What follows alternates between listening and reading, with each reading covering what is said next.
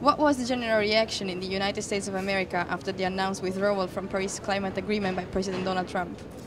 The reaction was that it was expected, that we saw, the president through the election and other things stating that he was going to do so. At the same time, there is no change in the commitment of the United States, both its businesses and its people, in what the agreement had laid out. And there will be, just like we saw with Kyoto and other things, where we will meet those obligations and actually exceed them.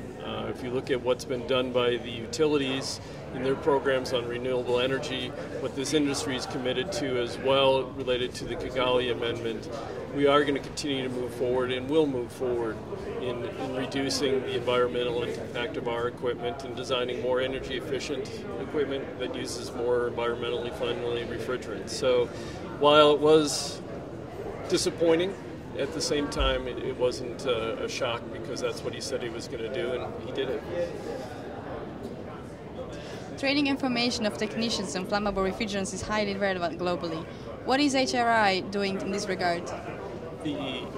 As we move to these new refrigerants, we're moving from refrigerants that are non-flammable, non-toxic, and very safe to use to those that are either slightly flammable, or toxic. And so it really makes the training of technicians even more important.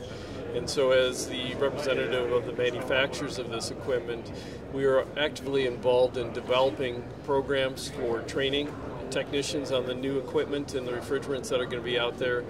Also working with UNEP in developing a refrigerant driver's license that can be used not so much in Europe, since you already have great programs here in training, but other areas around the world where there is no training or certification of technicians, to make sure that they have the basic understandings of what these refrigerants are, what the proper way to handle them, and the proper way to maintain and install and use them in equipment so that they can be done safely, efficiently, and deliver the comfort and the environmental benefits that all their customers want. So we're actually involved there with UNEP, with AHRI here in Europe, as well as in the U.S. with NATE and NATE certification, where we certify technicians on all aspects of the equipment. So again, a very important thing, and it's a thing that this industry needs to work even more on and together, so we don't duplicate work and have the ability to use what AHRI has done here in Europe as kind of leading this, hopefully in the United States as well as around the world.